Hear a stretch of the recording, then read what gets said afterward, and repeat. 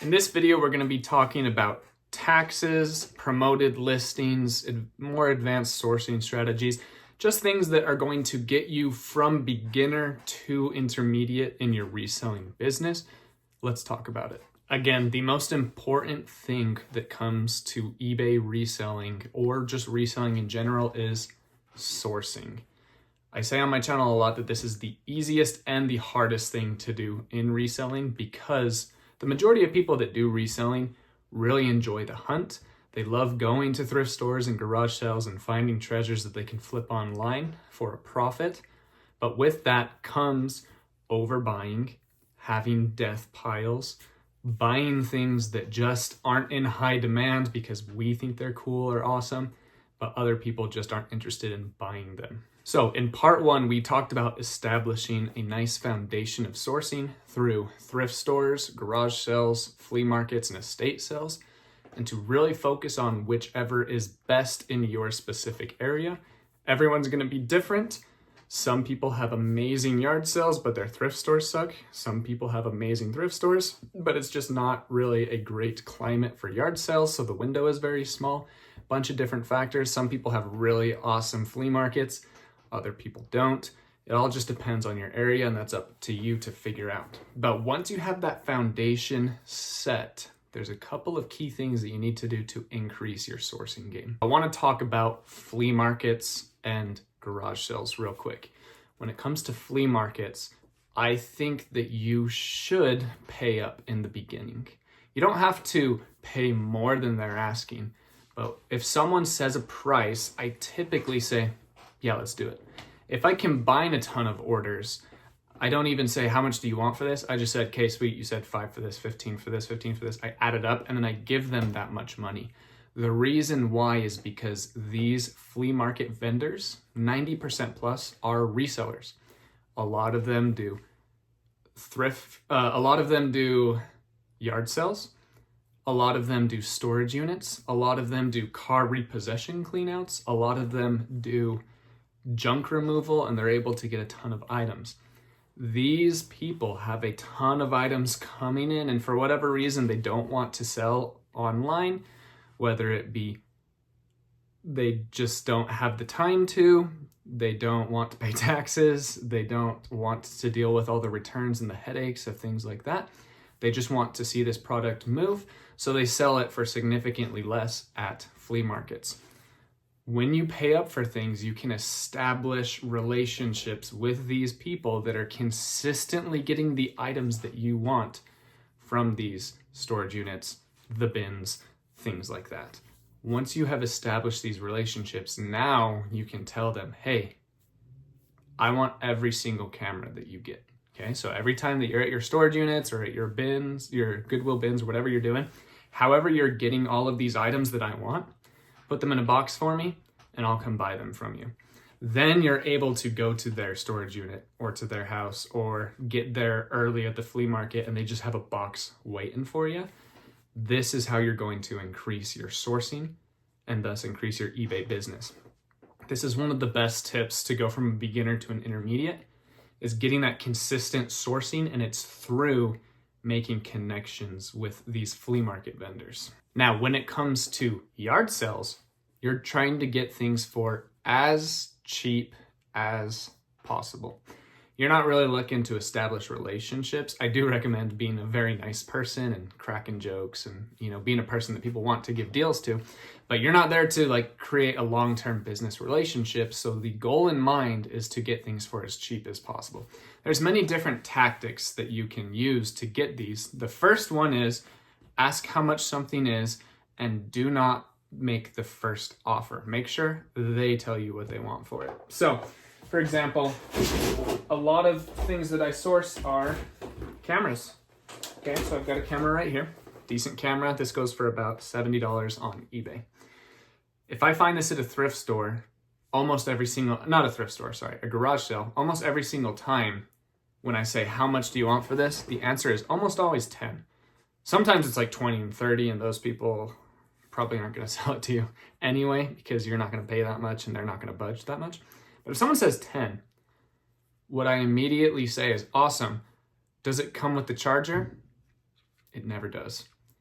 And so once they hear that reconcile in their head, they're immediately like, okay, and they're going to go down to $7 or $10.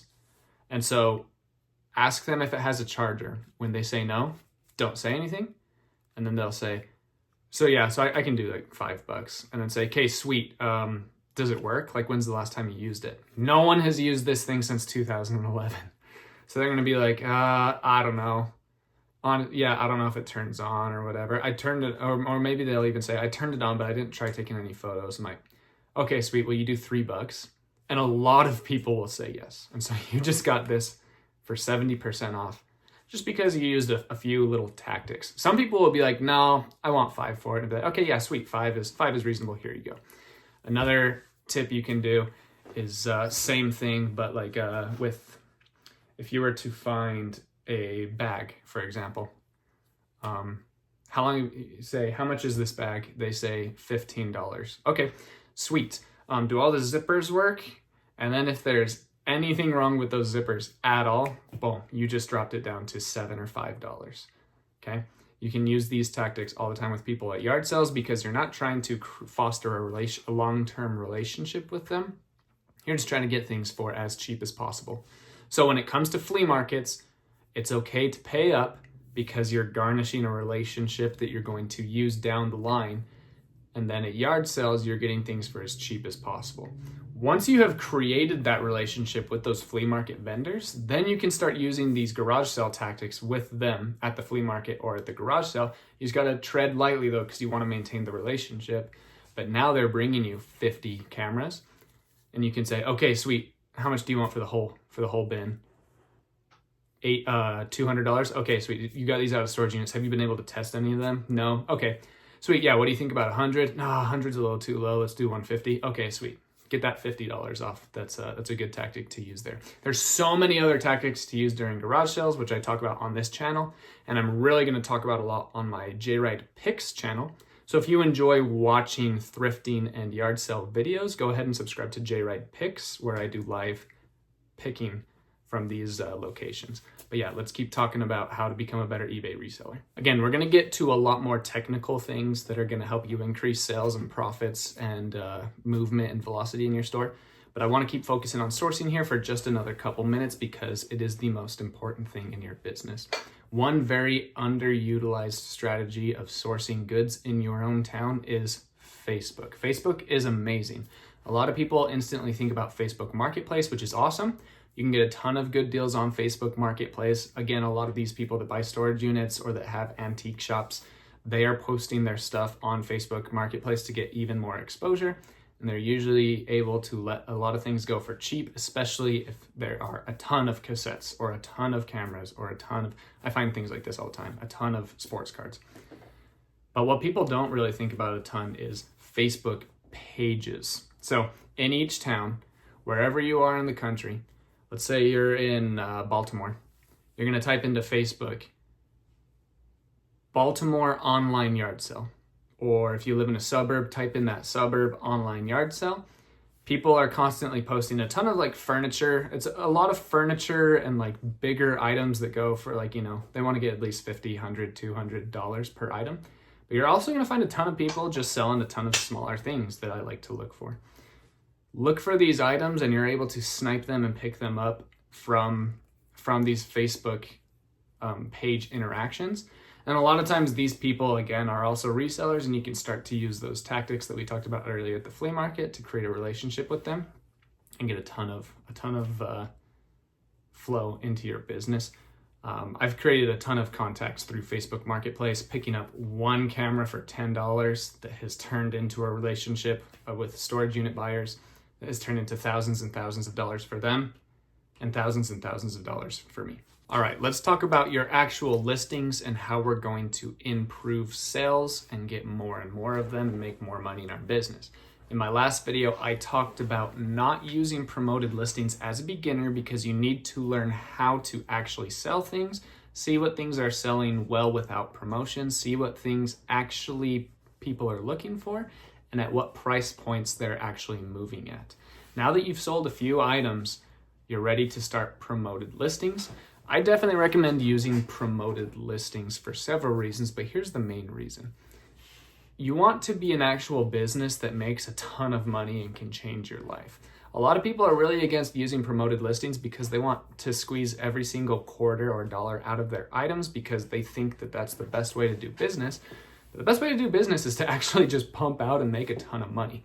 A lot of people know that their golf club is worth $60, so they will not promote it, and they will not accept anything less than a $57 offer. Some people won't even accept a $57 offer. They want $60, they're gonna get $60. So they end up having their golf club in their eBay shop for 2.5 years. And after 2.5 years, they sell it for $60 and they say, see, I knew it was worth $60. But now 2.5 years later, with inflation and all that good stuff, your $60 isn't even worth the $60 it once was when you first listed it. But that's beside the point. I owned a pest control company, and the way that I got a ton of business was by promoting my business on Facebook and Google and paying for those advertisements. I would pay on average $1,000 to get $3,000 worth of business. After everything was said and done, I would only make around $500. But it's a different business strategy because you're able to get reoccurring customers and then you make all of your money on the back end, okay? When you promote your listings, it's the same kind of thing. You're just getting extra exposure and extra sales, and you're just spending a little bit more money to do so. I usually spend about $700 in promotions to get $16,000 in sales. Ask any company in the world, hey, would you spend $700 to make an extra $16,000 in revenue? Every single company would say yes. What I recommend doing on eBay is promoting all of your listings at the minimum, every single one of them, at 2%. It just keeps things easy on the back end. Some items do not need to be promoted to sell. Some absolutely do need to be promoted to sell. I think it's a wash in terms of return of how much time you're spending focusing on which ones to promote and which ones not to, than to just promote everything, take slightly less, but have that system automated for you. So I recommend promoting all of your items at 2% and then waiting a week to 2 weeks and see what happens. If you are happy with the increase of velocity in your sales, stop. If you would like a little more, I would recommend going to 2.5 and then doing the same thing, and then 3 and then 3.5 and then 4, whatever it is until you find your sweet spot where you're like, I'm happy with the amount of extra money I'm giving to receive this many more sales. Especially when it comes to reselling used items, our margins are usually huge. They're usually between 30 and 65%, which is honestly a glitch in the matrix. So giving up an extra 4, 5, 6% really is okay. I myself promote at 2.6% across the board. It works very well for me. I'm happy with the amount of sales that I get. And again, I only spend about $740 to get $16,000 in sales on average, which is awesome.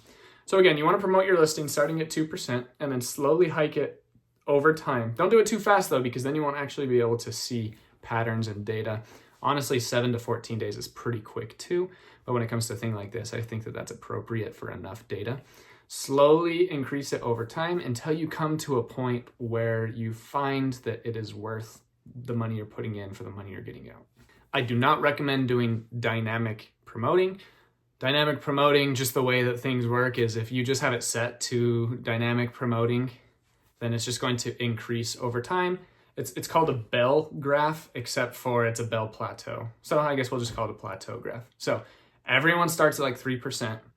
And then there's smart businessmen that want to be above the fold, so they promote at 4%. So then everyone else starts promoting at 4, and then a group of individuals promote at 5, so then everyone else goes to 5, then to 6, and then to 7.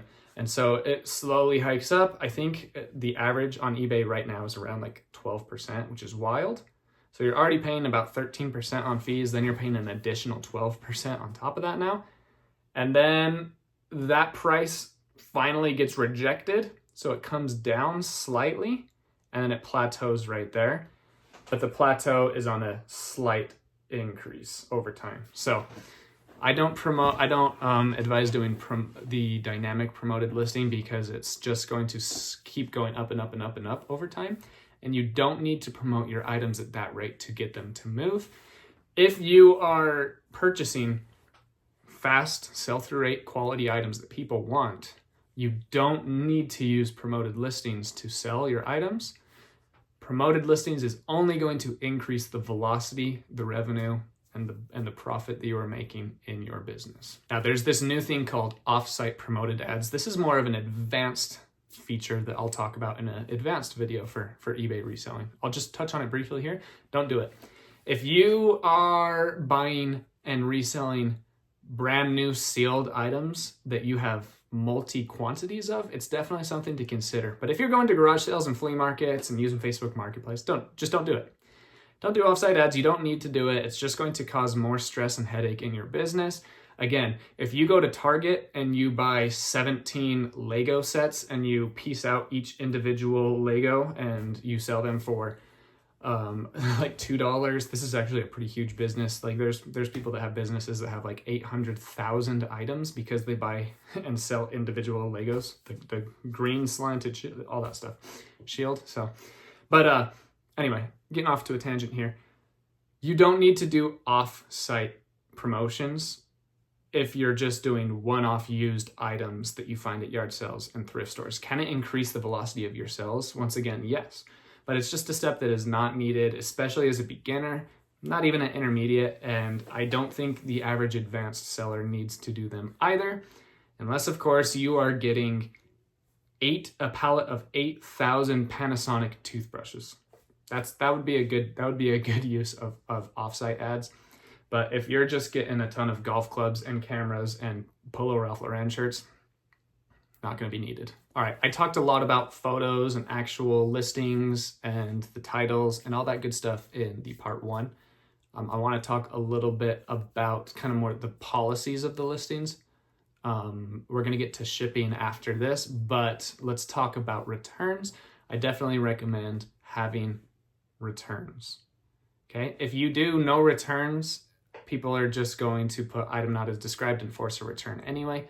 So you definitely want to do returns, principally because it's just going to make you look like a more trustworthy business, and it's just going to ensue a lot of confidence in your buyers anyway, so it's going to increase your sales.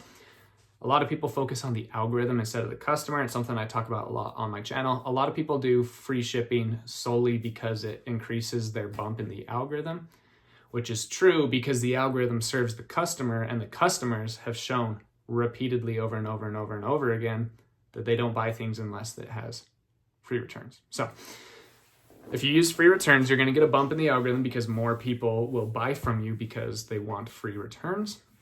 It also opens up what's called seller protections from eBay. If you have no returns and someone buys a shirt from you, wears it to a wedding, gets ketchup all over it, they can return it and use item not as described, and you have to refund them all of their money plus shipping. And sometimes eBay won't side with you because you didn't play ball and do returns. If you do free returns, you're able to withhold half of the amount of the price of the item plus the original shipping. It's going to save you a ton of money in those transactions. It still sucks that you have to refund them half, but if they do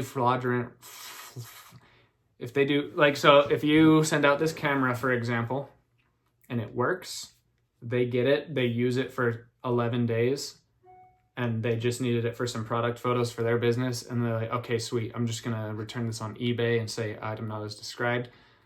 You can withhold some of that as a restocking fee because it was actually a buyer's remorse, because when it gets back to you, you know that it was working. You can't do that if you do no returns. They're just going to force the return and you're going to be out that money. Now let's talk about a markdown strategy for your items that aren't moving as quickly. Like I said, you want to focus on fast sell-through rate items, but that doesn't mean you have to only pick up the above 100% sell-through rate items. You can also pick up the 50 and 60% ones that are going to take a little bit longer to sell. But overall, you want your average sell-through rate to be above 80% in my opinion. But I'm also going to talk about other strategies at the end of this video. I'm going to call it the 3 perfect stores, but we'll get to that in a second. But there's a few different strategies that I like to use for marking down my items. Again, we're businesses, okay? Walmart has clearance aisles, so does Kohl's, so does Home Depot, so does IKEA, okay?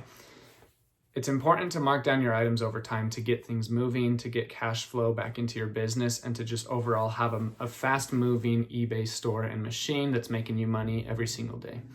I recommend marking down your items in a few different fashions. The one that I have done the most historically is at 60 days. If my item is still in my shop 60 days later, I mark it down 15%. If it's still there 60 days after that, I do an additional 5%. If it's still there 60 days after that, I do an additional 5%. If it's still there 60 days after that, I usually get that item out of my shop. What I'm currently doing right now, and I've actually seen zero difference, is I'm doing a delist, relist strategy. If I have items go 100 days in my shop, I delist them, I lower the price, and then I relist them back into my eBay store. It seems to be working just as effectively as the markdown strategy, and I think the point is you are lowering the cost of your items.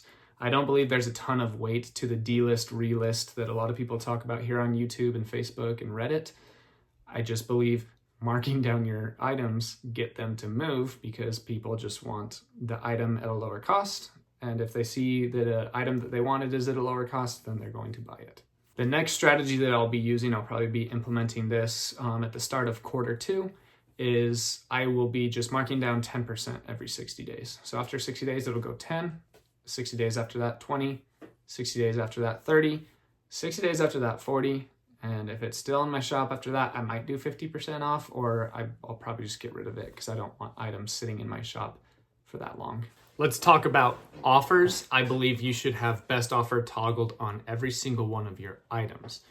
The reason for this is because it's just going to only increase sales. It's going to increase opportunities to make deals with people. And the way that you get the majority of sales is by actually interacting with people. What's cool about eBay is it is a static marketplace. You can just put an item up as best offer, and then people statically just add it to their cart and buy it. But a lot of the sales that happen on this platform and many other platforms, there's a hint of negotiation, messaging back and forth, and making a deal. And having best offer allows for some negotiation and deal making to be made.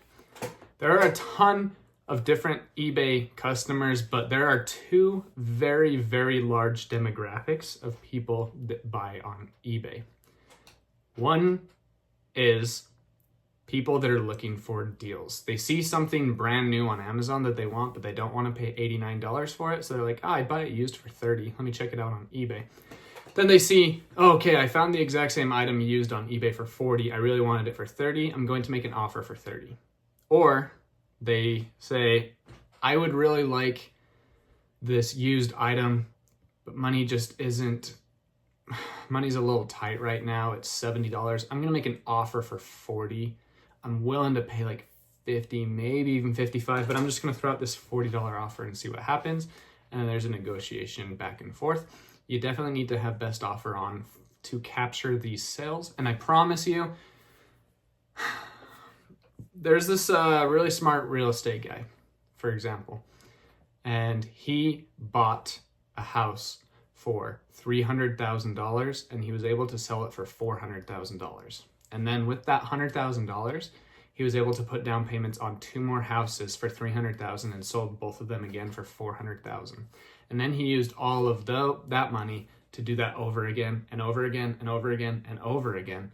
And then years later, all of his properties tripled in value. So instead of making $50,000 to $100,000 profit per house, now he was making $600,000. Sorry, we'll say $300,000 per house. And someone in this make-believe scenario comes to him and says, oh man, don't you wish you would have waited so you could have sold all of your houses for $300,000 profit instead of only $50,000 to $100,000? And the smart real estate agent looks back at them and says, I would not have had 85 properties to sell at $300,000 if I waited for my first house to sell for a $300,000 profit. Now I have $15 million in profit as opposed to only 300,000. This is what we need to do with our items. I know sometimes it's a little bit hard, like I talked about with the golf club earlier. People want their $60. If you can just take your 47 and roll it into another 45 and another 45 and another 80 and another 15 and another 17 and another 90 and another 40, you're going to be a millionaire instead of someone who just has a very huge shop on eBay that doesn't sell a ton. So my offer strategy, every day I wake up, I have anywhere between 15 and 40 offers to send out. I send a 15% offer to all my watchers. It usually converts at about 7%. So if I have 40, I send out 15% off. I get 1 or 2 sales from that. Then at about lunchtime, I have another 15 to 20 to send out. I do the same thing. And then before I go to bed, I have another 15 to 20 to send out. I do the same thing. And then I rinse and repeat all day long. If people offer me offers, if I had something listed for $50 and someone offered me $25, that's a very common offer that I receive. A lot of people would consider that a low ball, but I consider it a fish. They're trying to, a fishing cast. They're casting out. They're like, it would be awesome if this guy accepted this for 25, which there's a possibility he might. So I'm just going to cast that out, but I'm really willing to pay $40. But if I just offer $40, he's probably going to counter with 45. So I'm going to throw out 25, see what happens. When someone casts out a 25 to me, I just immediately respond with a 45. They usually cast out a 30. I respond with a 40, and then they cast out a 35. Then I can either accept that 35, which I normally do, or I can hold my ground at 40. But I'm not going to hold my ground at 20% off. I want to sell. I want to get that $15 million in-house profit, not 300,000, right?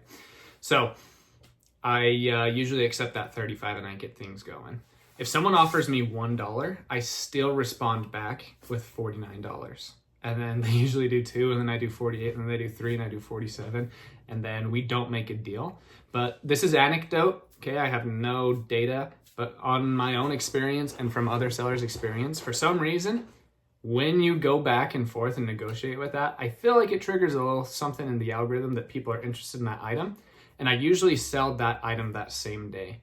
If someone sends me a lowball offer and I respond with a super highball offer and we go back and forth, that item usually sells that day, even if it's been sitting in my shop for like 45, 50, 60, 70 days. So I definitely recommend having offers on for those reasons. And then the second customer, I talked about there's two huge demographics on eBay. The second one is people that are buying one-off items that they can't find anywhere else. For example, a vintage 1982 He-Man. You can't buy that in stores. You can't just go to Walmart and Target and buy that. So you have to look for it online. eBay is the best place to find that. You can't buy VCR players anymore, so you have to go to eBay to find that. There's retired prints of like a Vera Bradley bag, for example. You can't buy that even off of Vera Bradley's website anymore, so you got to go to eBay to find it. On those items, you can usually get your asking price. Some people just go there and they buy it immediately, but I would still have an offer on those for people that want to make a deal. So with those two demographics in mind, I would definitely have offers on and be aggressive, accept offers, always respond back with a counter offer no matter how lowball it is, and just get your items moving. All right, let's talk about shipping real quick. I recommend all beginners to just exclusively use USPS Ground Advantage calculated shipping. It teaches you a lot about how much it costs to ship items. It calculates it for you, so it's nice and simple, so you're not losing money and all of those things. But now let's dive into this a little bit deeper. Hopefully you have sold several hundred items and we're able to start really ramping up our sales. And one of the most effective ways to improve your sales on eBay is to really optimize your shipping policies. All right, so now you have shipped a few hundred items and you're ready to optimize these things. The first one I want to talk about is going to be my 8-ounce policy. So a lot of items that I sell, including this camera, remote controls, AirPods, a ton of different items, are less than 8 ounces. I've shipped so many of them across several different parts of the country that I know about how much it costs to go to each location. And I boil that down to an average, and then I select how much money I would like to charge at a flat rate no matter where it's going across the country, because I understand those prices for that weight. So we're gonna go ahead and hop into my computer and I'm gonna show you how I create that. All right, so we're in my computer here. We're going to go to your seller hub, then you go to listings. At the bottom of listings here, you have what's called your business policies. So you're gonna click on business policies. We're going to create a shipping policy. Click on shipping. It's gonna go ahead and open up a window for you, and we're going to name this 8OZ, okay, if I can type. Then you're gonna go ahead, you're gonna select flat rate shipping, and then you're going to go to services, and you're going to select USPS Ground Advantage, and then you're going to pick your cost. Now, I have sent out enough below 8-ounce items to know that typically it costs me on average $4.31 to ship my items. If it's below 4 ounces, it's even lower than that. I'm going to talk about that in a second as well. But it costs on average about $4.30. So what I do is I make a policy of $4.87. You can even put $4.99 here is a great one. You just want to pick an amount that's over what they actually, what you actually pay for through eBay or through Pirate Ship. So that way, because you do get charged fees on the shipping as well. So if you put the exact amount, you're actually losing money on shipping because you're paying fees on the shipping and you're losing money on that. Plus, it's okay to make a little bit of money off of the shipping as well. A year ago at $4.87, I was usually making just under $1 extra. Now I'm making about 25 cents to 50 cents extra on each transaction because the shipping prices have gone up. But so on all of my items under 8 ounces, I put this shipping policy of 8 ounce. And then you can just weigh all of your items. Okay, so this, I'm gonna put this on a scale here. This camera, for example, weighs 4 ounces. After I put some bubble wrap and a poly mailer, it's probably gonna weigh about 7 ounces, which is great because it just needs to be under 8 ounces to go at this rate. Then once you actually sell your item, you're able to select it and ship it and all that good stuff. So the post office charges per weight when it's under 12 by 12 by 12. So if you have something that's 2 ounces, they just charge you 4 ounces for it. Then they charge at 8 and 12 and 16, and then it gets a little more complicated after that. So everything that is under 8 ounces for me that has like a decent sell-through rate and stuff like that, I just put at 8 ounces because like this, for example, this AirPod, I sell them individually.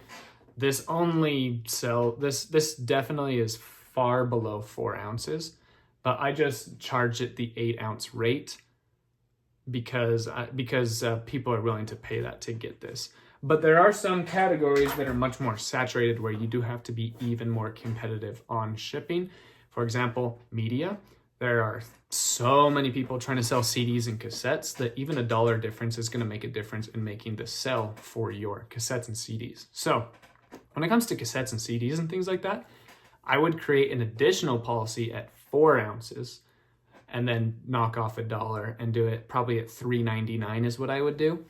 So that way you're even more competitive and they're never going to be over 4 ounces, so you're not going to lose money on shipping. But I would do that with 4 ounces. I would also make a 12-ounce policy, and I would also make a 16-ounce policy.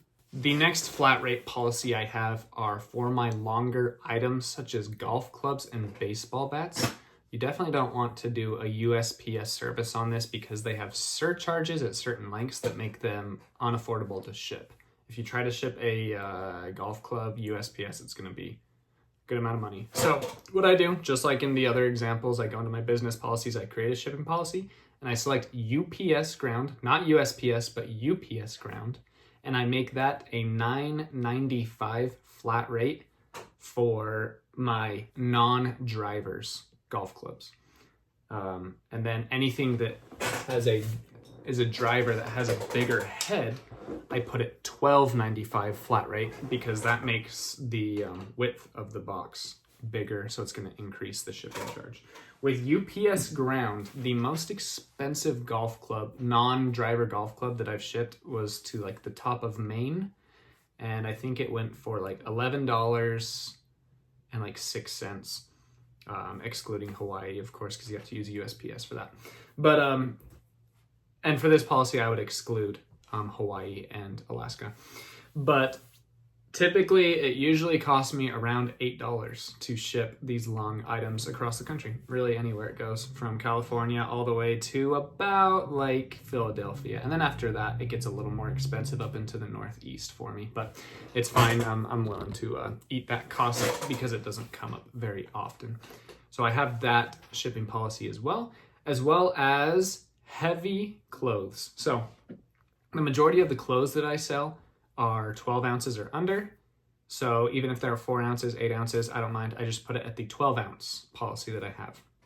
Anything over a pound, which is pretty common in jackets and flannels and stuff, I make a policy of a flat rate of $8.99, and then I just ship them in one of these bad boys. Okay, so you make a USPS priority policy, and then you put flat rate $8.99. You can choose a bit higher or a bit lower.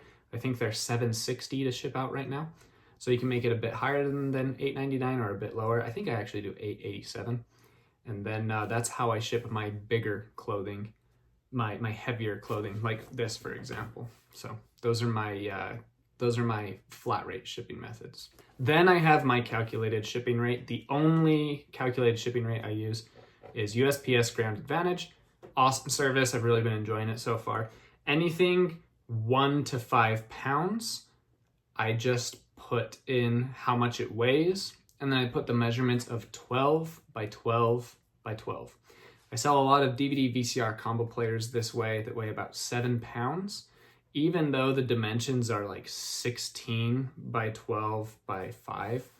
I just put it as 12 by 12 by 12 because that is like, that's after things are 12 by 12 by 12, they get more expensive. Let me try to slow down and explain this in a way that everyone's going to be able to understand. So let's do a receiver.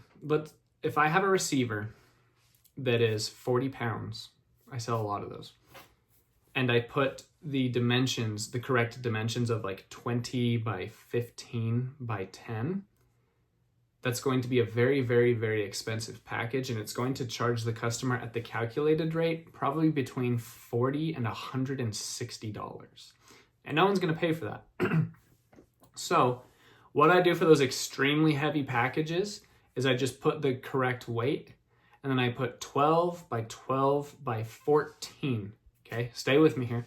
So for the USPS Ground Advantage calculated shipping, if it's an extremely heavy item, if it's an extremely bulky item, like a receiver, I put 12 by 12 by 14. What this is going to do is it's going to increase the calculated rate, but it's not going to dramatically increase it. And with the eBay e-commerce discount, what ends up happening is, in this example, it's probably going to charge them now anywhere from $25 to $40 to ship instead of $40 to $160. And then it's only going to cost me anywhere from $14 to $30 to ship, depending on where it's going. So I'm able to capitalize on that, give a good deal to the buyer and a good deal to myself, the seller. Now, anything below 10 pounds, I do 12 by 12 by 12. Same thing, gives a good deal to the buyer and a good deal to myself. And then if there's like a limbo one where it's like between 10 and 17 pounds and it's a little more expensive, but I don't want to charge too much, then I do 12 by 12 by 13. But you just want to kind of play around with this. It'll show you right on eBay if you're using your phone. You can just put in, okay, this weighs 18 pounds, 12 by 12 by 12. Okay, this is going to cost the customer anywhere between $21 to $46. Then you make one of the measurements 13 and increases it, and you can see. Then you put 14 and increases it, and then if you put 15 by 15 by 15, it skyrockets it. So you can play around with that as well, which I recommend doing. Materials for shipping. Now you're shipping out a lot more than you were when you were first a beginner, so I definitely recommend having a lot of good supplies. I do recommend having a ton of poly mailers. Not this though. A good amount of poly mailers, and also bubble mailers. My ultra small items like my AirPods and my Walkmans and things like that, I sell just in these small bubble mailers, as well as my like basketball cards that are more than $20. I have a link in the description below, GRO Pack. Notice that we're 40 minutes into the video and this is my first time advertising to you. I don't want to do a ton of advertising on this channel, but if you want to check out those poly mailers, I think they're a good thing for your business, and it also gives me $2 or $4 if you buy a few of them as well. But you definitely want to have those. I still recommend just getting your boxes out of dumpsters. If you guys want to buy them from Uline or Walmart or Staples, you're more than welcome to. But especially like Dollar Tree and Kroger, they have all different size, shapes, and boxes for everything that you need, including the small ones and things like that.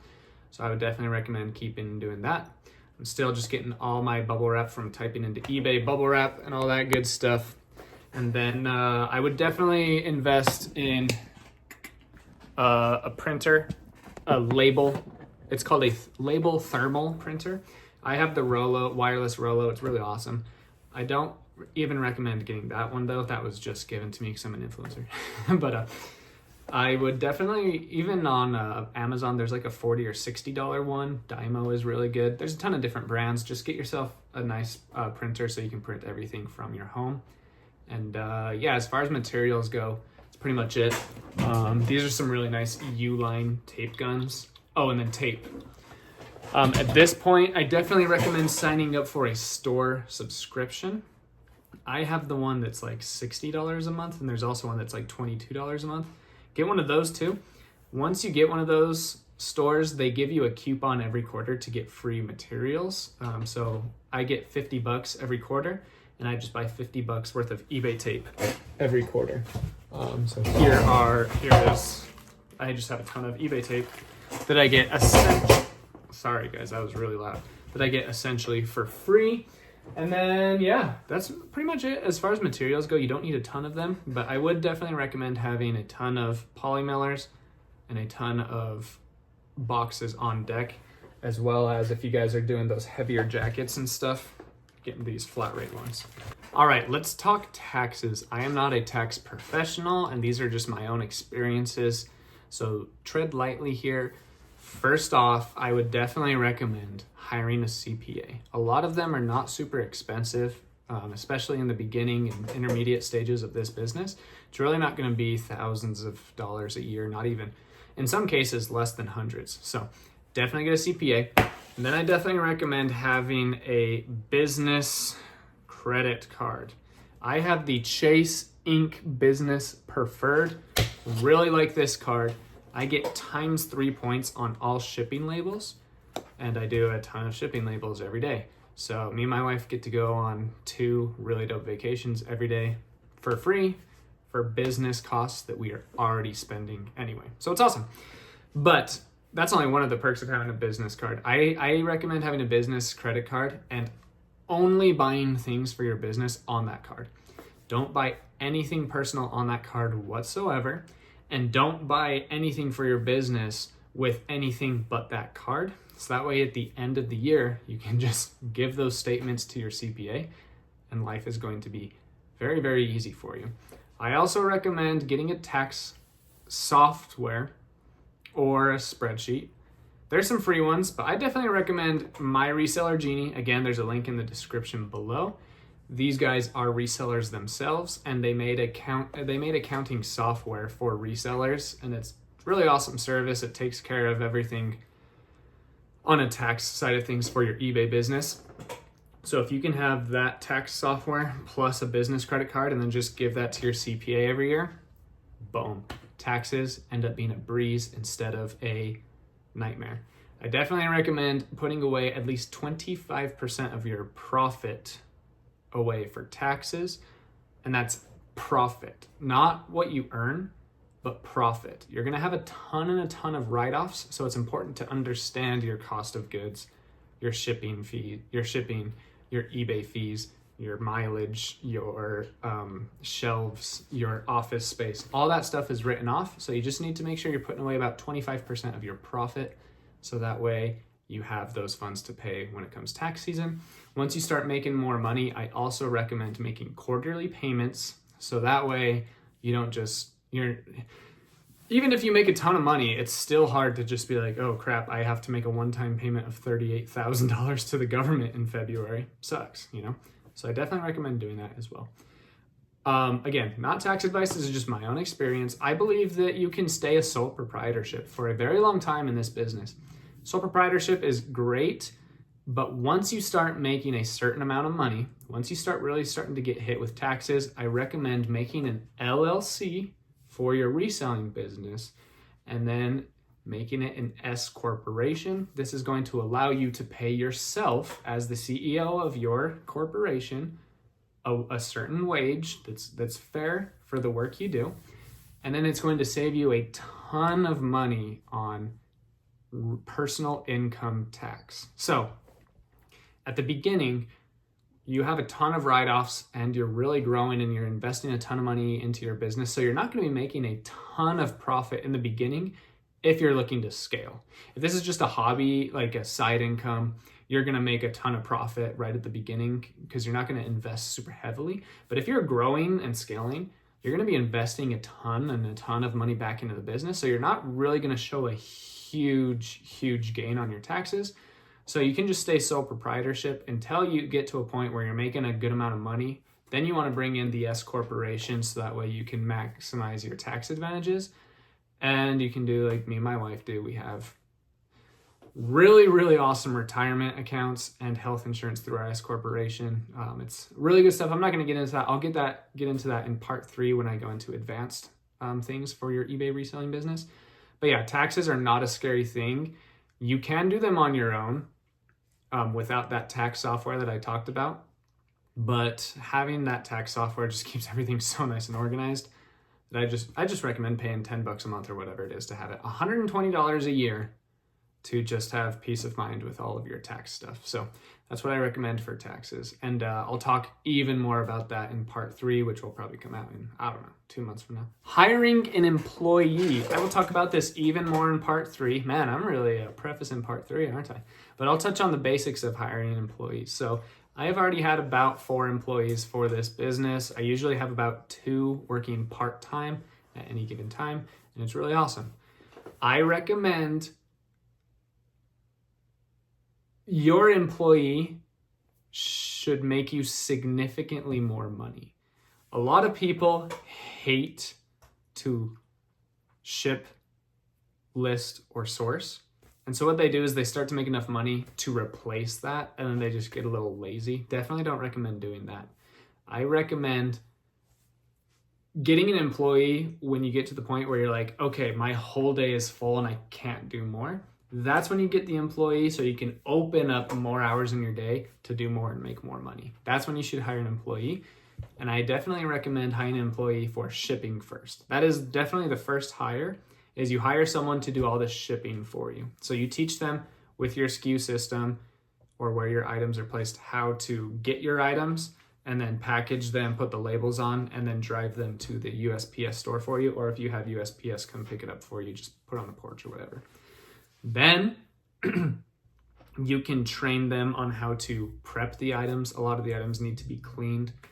So I have employees that ship for me and then clean the items, but I still list and I still source. Once I move to Northern Utah, I'm also going to hire another employee or just give a part-time employee a full-time job to do all of those things and list, so I can focus on sourcing. I do not recommend ever hiring a sourcer. Not a sorcerer, I don't recommend hiring a sourcer. This is, like I've mentioned, where you make the most money in your business is by sourcing. I would train individuals to do everything else for you in your business and to source. You are the one that needs to go out and find the deals, make the connections, and get the product for your employees to clean, list, and ship out. And you can do a hybrid of all of these things, but I would never outsource sourcing because it is the most nuanced part of this business. And it is the part of the business that can make you a millionaire much quicker than all of the others. So when it comes to hiring an employee, and then I also wouldn't pay listing by listing or each thing that they clean. Just give an hourly rate that's fair. They're going to be very slow at the beginning and then get faster and faster and faster. And you can give them raises periodically. What do I pay my employees? Minimum wage in my state is $7.25, which is very low. And I pay double that. I pay a bit more than double that. I usually pay anywhere between $12 and $15 an hour for the work that people do. And then I give raises periodically as well. Cross-listing. I believe that this is a step that a lot of you can and should take to increase revenue in your business. I definitely recommend creating a very, very, very, very strong foundation in eBay before going to this step. I consider this between an intermediate and advanced step, but cross-listing to Poshmark and Mercari has made a huge difference in my business, but I would not recommend doing that until you create a very awesome foundation of your eBay business. I started cross-listing after I sold my 9,000th item on eBay. 9,000 items. Then I started cross-listing. So I'll talk about that more in the next video as well, but I think cross-listing over to Poshmark and Mercari can make a big difference in your business, and I would start looking into those. I also have videos on how to do that outside of this one. Now I just want to talk about 3 different perfect stores that I would shoot for in this business. The first one, let's talk about my model. I have about a 80% sell-through rate. Right now I currently have 2,000 items, and I sell about 1,800 every 90 days across all my platforms. 80% sell-through rate, pretty good. I would recommend having a store between 1,000 and 2,000 items, focusing on 80% sell-through rate, and then you're going to be selling about, let's see, what's 1,800 divided by 90? I should know that off the top of my head. That's about 18 to 20 items per day that you're shipping out, which is an awesome place to be. Another one is you only buy items that have more than a 100% sell-through rate. This is only going to allow you to really get to about a 500 or 600 items eBay store, but you're selling more than that every 90 days. Really awesome place to be. If you have 500 items and you're selling 700 every 90 days, that means you're selling 7 or 8 items a day, and you have all the space in the world, which is awesome. And then the last one that I would recommend is you can slow down your sell-through rate a little bit, but not too much. This is going to be a lot of like CDs, cassettes, clothing, things like that. You still got to get above a 50% sell-through rate, but you can have a 3,000 item store. You need a little bit more space for that, but you're going to be selling 15 items a day at a 50% sell-through rate. So you can just build your store up to 3,000 items. And then all you have to do is list 15 and sell 15 every day, just looking for 50% sell-through rate or higher. This is the least optimal of the 3. I would stay away from it if you can, but a lot of people just don't have as good of sourcing areas as others do. So if you just can't find as many fast sell-through rate items, you can settle for the 50% sell-through rate items and still sell 15 per day and make a really good living on eBay. All right, guys, thanks for watching. I alluded a lot to the third part of the video. I'm actually pretty excited. I wasn't excited about that video until I started talking about it in this one, so I may get that one out a bit quicker. But yeah, there's a ton of ways to make money on eBay, and nailing down these systems are really going to help you make the most money than you ever have. My goal of this channel is to help you guys make more money than you ever have and spend more time with your family than you ever have, and I hope this video really helped out in that